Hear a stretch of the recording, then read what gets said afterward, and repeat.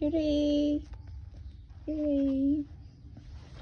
một churi hãy hay nè đồ và khối churi mới ba khôi đi thăm cái ngày ngày bên coiจะthăm cái rồi bên cái te ba khôi người nè